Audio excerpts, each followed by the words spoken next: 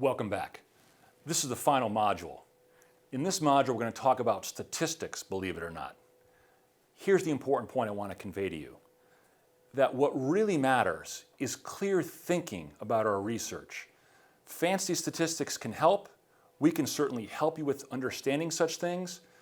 I want to give you a little bit of information about statistics if you want it, but the key idea is to go back to the earlier modules when we're talking about clear thinking, counterfactuals, proper comparisons, confirmation bias, and the importance of reporting what we might call negative results from that silly story of the prisoners in the middle of the desert. This module is about statistical inference, which again I hope just sets some ideas for how we understand our research. You might notice this funny drawing on this main slide. This is a picture of a fascinating device called a quincunx. And what happens here is we drop a ball from the very top center of that device, and it goes down kind of like, I think the game's Plinko, plink, plink, plink, plink, and all of those equally spaced nails, if you will, on a board. And what happens is the balls that fall down will end up making a bell-shaped curve of balls at the very bottom of the device. So by dropping a ball or a set of balls from the very top and letting them plink down, we get a normal bell-shaped curve. A wonderful metaphor for how, if you will, Mother Nature gives bell-shaped curves for so many things, such as height and sometimes weight and IQ and other interesting things we find in Mother Nature. Quincunx. My favorite one of these, by the way, editorially, is in the Boston Science Museum. As a young guy, I used to go there and just sit in front of that quincunx and watch that thing go. That's some really nerdy stuff, maybe why I'm talking to you this afternoon. All right. First, a little language. What we have when doing statistics ultimately is some group of people or group of groups that we're going to talk about as the target population. Yeah, I don't like this language either. The term target is not comforting to me, but this is the language of modern statistical analysis, and so we're going to use it for consistency, but maybe someday source population or other terms can be used. So this purplish circle we're going to talk about as the target population. If we could measure everyone in here, everyone's height or health or weight or any other measure we wanted to do, if we could measure all of those people and calculate that average we would call a parameter. A parameter, that's, if you will, the true number of, say, BMI, body mass index, in the target population. And we got that by measuring every single person with perfect precision, and nothing else changed. So were we able to do this, we end up calculating a parameter, and that's often denoted by that capital Y with a bar over it. That's the average of the parameter. We hardly ever get to measure everybody in a population. Instead, we take a sample, and ideally it might be some sort of random sample, but it could be a convenient sample. It could be just sort of intercepting people as they walk down the sidewalk with your clipboard and say, you want to take a survey? Or it could be something vastly more sophisticated. But we take a subset of the target population and we call that a sample. It's a subset of the population. What might be interesting to you is that the calculations from that sample are what we call statistics. The population calculation is called a parameter. The sample is called a statistic. So statistics from the sample aim to typically represent what the whole population would be. Statistics aim to represent the parameter. So we might measure a subset of people, 15, 20, 2,000, from the whole population, and if we do it right and do our calculations right, we can have a good estimate of the whole population. In election season, as you know, places like the Gallup poll can measure, say, 3,000 people in a country of 300 million and get a pretty precise estimate of who's going to win the election. That's pretty astonishing. It's all because of the power of statistics and some related ideas. So we might take one sample out of this target population that hopefully we can define very well. We're going to study school kids in St. Paul, Minnesota, who attended public school in the year 2017, so on and so forth, very well defined. We don't measure them all. We take a sample, we'll call that sample 1. We might then calculate a statistic, an average test score, average nutritional success, whatever measure we want. Now, hypothetically, or in fact in real life, we could do the same thing. We could take yet another sample. And these samples might be done by replacing the first group, put them back in the bucket, if you will, and take another sample, or first bucket out, then a second bucket of remaining children. All kinds of ways to do this, but we can imagine taking 2 samples from the source or target population. And you can do that again. Now we have 3 samples. And again, 4 samples. And from each of these samples, we can calculate a statistic: average health, average BMI, average nutritional success, whatever measure we like. Each of these statistics from their respective samples has neat properties. What happens is, interestingly, when we put these sample statistics measured many, many times in a graph, we end up with what? The lovely bell-shaped curve. Here, we talk about this as the sampling distribution of the means or the averages. That's all it is. It's very akin to that quincunx machine I spoke of a few moments ago. Here, what's important to recognize is I'm graphing not the actual students' say BMI, but the average BMI from each sample. And I put it onto a graph, and then it makes this bell-shaped curve. It's a pretty fascinating idea, and that's what drives how we understand so much of our statistical inference. By which I mean we have a sample calculation, and we're trying to infer what the population parameter is. And so we want to know how close we are and how much we might be off, and how many times if we did this study over and over again. It's that idea that drives this fascinating thing called p-values. For some of you researchers, you'll know this idea well. For some of you who haven't been steeped in this, that's okay. The key idea I want to suggest to you is that lots of research that you'll read, if not see in the news or talk about, will be based on this idea of a p-value. And so I want to spend a few moments talking about what that is and what that isn't, so that you become better consumers of research and that you use p-values, if you endeavor to do so, perhaps more properly. So here's the story of p-values. Imagine you collected some data and estimated an effect. So you did an intervention on a school and you said, okay, it has this impact on child well-being, measured by a 1 to 10 scale or something.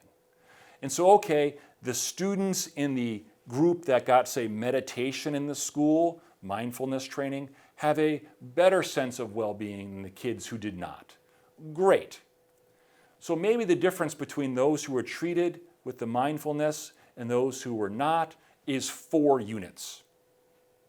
The question is that difference of 4 between treatment and control, is that true in the parameter space, or does it have to do with the idiosyncrasies of this particular sample? Because in science, what we want is to have that truth in the parameter or total population space. That's the objective. And so we want to know whether the natural variability of doing that study over and over again in the same set of schools, hypothetically, would yield the same measure, 4. Or would it sometimes be 2, or maybe -20? How big is that spread? How much variability is there? Well, to be simple, we can assess this with some statistics by having the difference, 4, divided by the standard error of 4, the standard error of that change or the delta. The standard error can be a complicated calculation. I don't want to get into it here, but all this really is some difference we measure, 4, divided by an estimate of the variability we might expect had we done the experiment over and over again. And we call the ratio of these two values, the difference divided by the standard error, t for t-statistic. Another more perhaps intuitive way to understand this is in the top part, the numerator, we call that the signal. And the bottom part is the noise. And so we want to understand of can we hear the signal given the noise. So if there's lots of noise, it's harder to hear a smaller signal. And so if I'm whispering in a quiet room, can you hear me? Probably yes. But if I'm whispering in a loud, crazy room or an airplane or a rock concert, you can't hear my whisper. And so what we want to do in our research is to design it with as little noise as possible so we can hear those small, sometimes whispering effects of our interventions more clearly. Alternatively, we want to have a bigger impact. So we're changing health so dramatically, reducing health disparities so dramatically that even in a stadium where there's lots of noise, we can still hear that effect. And so that's all that statistical analysis is really doing, trying to disentangle that signal from the noise. So there's two things we can do in our research: have a bigger impact and or have less noise. The rest is kind of details. Now these two things, the numerator and the denominator, the delta and the standard error, form a number, of course, and that number is, in this case, the t. And then we can sometimes assess that on a standardized scale to see, hey, is this due to chance alone? Or is this difference real? Is it bigger than zero? And that's what that p-value thing is all about. So I'm going to read a little bit from this slide. Typically, we calculate a p-value associated with a statistical test. Then we see if the calculated p-value is less than some threshold, typically 0.05, which means 5% error. So 5% of the time we can accept the error, 95% of the time we get it right. If it is, that is if it's less than 5%, we can reject what we call the null hypothesis of no effect. This is some funny language, but we say we reject the hypothesis of no effect, which of course implies there is an effect. Our intervention worked, and we can discern it statistically. And so we claim, if that happens, that our effect is statistically significant. And this seems to mean that the estimated effect is probably not due to chance alone. Does it mean always? No, it means probably, because in science we're typically provisional. So what does this really mean? Well, we can make another diagram for some help here, and you can see this bell-shaped curve, I hope, on this sort of purplish blue background, and the bell-shaped curve has a yellow line. In the tails, on the outside of the bell-shaped curve, you see I've highlighted some areas, and those are in orange-reddish. Those represent together 5% of the whole bell-shaped curve. In the middle, which is still that purplish blue, is 95%. So that each tail has 2.5%, or 5% of the total. Well, all a p-value is saying that my effect, whatever it is so far out in one or the other tail, big or small, that we can reject the null of no effect at all. And that's what's happening here with all this p-value stuff. Now you probably want to read a little more about this, but that's all it is. It's sort of that simple, which is the point I'm trying to get across this afternoon. So technically, p-values are a mixture from some deep philosophy from friends we learned earlier in this course, Fisher and Neyman and Pearson. This is now Egon Pearson, old Carl Pearson's son. But there's lots of confusion and ignorance, and many people make interpretive errors. Increasingly, research are saying we should be more and more careful with using p-values, and some of us are saying we should have a different approach, what we might call a Bayesian approach. Some of that doesn't matter. The key idea is be cautious with using or reading to evaluate studies with p-values. Here's just a simple explanation for your own use. A p-value, if you read it or calculate it, of 0.04, tells us that if the null were true, that is, if there's actually no effect of the intervention, an effect of at least as large as we measured, 4, 20, 70, would occur 4 out of 100 times, or 4%, which is to say we have this level of error of 5%, but we have 4% times out of 100 that we'd have this crazy thing due to chance. Everything else is due to some real effect. So a p-value could be said to represent the strength of evidence against no effect. It gets a little technical. What we'd like to say is the p-value is some measure of the probability of success. But it turns out we can't do that for some logical reasons, which is yet another reason we should be cautious when reading or using p-values. Here's sort of a little slide that always makes me chuckle. You might be able to see that on this little cartoon that's all over the web. There's a chimpanzee-looking creature on my left side, and this is someone sort of pre-training in statistics, Homo a priorius. And then this person grows into an early human being, perhaps, and this is Homo pragmaticus. And then they grow and develop and evolve a little further, and they become Homo frequentist. And then they grow further and evolve further still, become Homo sapiens, that us. And then when they evolve yet further and figure it all out, they become Homo Bayesians. And for you statistically minded people, this is sort of a chuckle. It's a bit of a joke saying, as we evolve, we all become Bayesians. And the reason that is because we'd like to talk about the probability of our hypotheses. The probability that this hypothesis of this intervention changing that amount of health is true or not. We can't do that with our typical methods. It just doesn't work logically.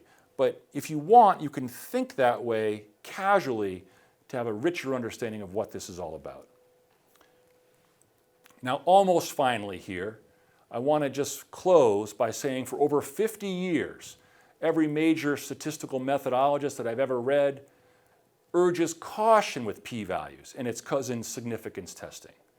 Statistical significance and p-value say nothing about the importance of a study. So if you're reading some work and it has a big or small p-value, that doesn't mean it's important or not. It just means that it has some statistical properties of this or that amount. So I would like you to separate the importance of the research from the statistical properties of the analysis. They're related, but they're not one and the same. And finally, as you can see in the last bullet, you can't compare p-values across studies or even across variables. So p-values don't reflect the strength of relationships, they're sort of study-specific. Again, all of this is to say is as you get more sophisticated, if you're not already, be a little cautious of this p-value approach to understanding our work collectively.